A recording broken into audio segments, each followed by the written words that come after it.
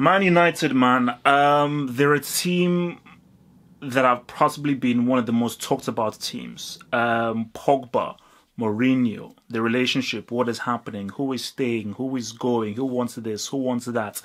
There's a lot of uncertainty. But whenever there's uncertainty around the club, the best thing to do is to get results. Because once you get results on the pitch, that is the best kind of shield and then defense against anything that the media has. Because the media have no weaponry when you're winning. When you're winning, it's fine. When you lose and you play badly, that is when, you know, those dents in the armor begins to really show themselves. So again, for United, I think the main aim for them here is to win. But I think beyond just winning, I do think a performance is king. I think that is just the burden that Mourinho has. Winning just isn't enough. I think they have to win with a bit of style. There's only so much style you can get from Mourinho, but I do think that's an element that is needed. Is they have to win with a bit of swagger, you know. So Brighton, look, man, they're a team where look, you've got to give it up to Chris Hughton. I mean, they had no business staying up based on the squad they had, the time they have, the transfer budget that they had. I think it is an amazing thing for them to stay up. And this is going to be tough for them. But I do feel that, you know, even if you're an inferior team, if you're going up against a team that is superior to you but has uncertainty, that has pressure upon them, the best thing for you to do, and I think this is what they should always do, is that, you know, play them very intensively and really go at them and really try and attack them. I think also defensively, make it very difficult for them. Get men behind the ball, double team when you have to, congest when you have to, and just restrict the amount of space, but just make it as difficult as possible for that team. Just try to play them, force them to try and play you and deny them any clear opportunities. And then once they make a mistake, because they always will, that misplaced pass, you have to have 2 or 3 men there to break away and try and actually capitalize. So I think, look, man, I'm not a fan of the Pogba, Fred, Pereira midfield. I put out a little tactic out there and people criticized me. I said that put Fred out wide. Put Fred out wide. You put Fred out wide, I think that he would work better as an attacking wide player. And people say, oh no, he's a central midfielder and so forth. I don't give a damn what he is or what he's played at. I couldn't care less. When I look at a player, I assess how they play. And then I give my view as to where I think their best position will be. The way Fred plays, he always wants to go forward. He always wants to move forward. He's two-footed. He's got an attack-minded...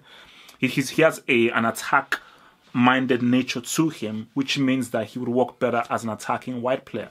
In a central midfield, I don't think he protects the ball that well. I don't think he's that great of a tackler.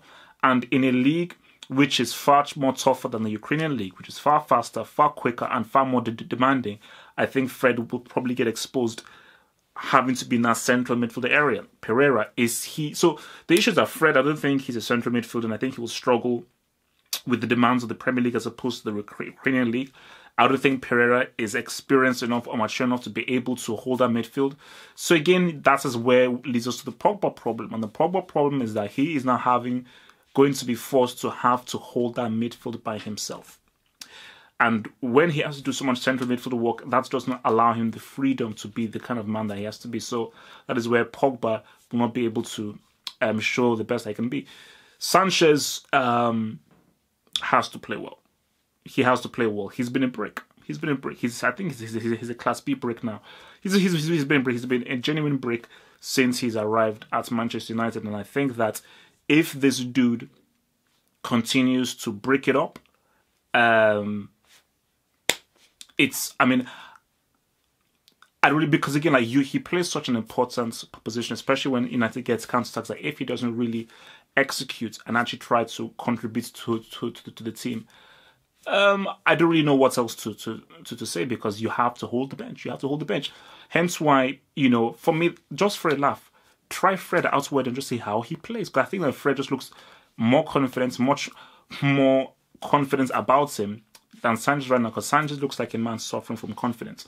So looking at this game, I believe that United will win this game. And I'm going to go for a 1-0. I'm going to go for a 1-0, a 1-0 United. And I think they'll get the solitary goal. They'll get that with maybe 2-1, but I'm going to side with 1-0 to United in this. Perhaps, maybe, probably will be Mata to get that Jida Mata or maybe even Lukaku. He's still a brick, by the way. Eric Bailly is still United's best defender. And I think Bailly needs to be partnered up with a much more dependable defender.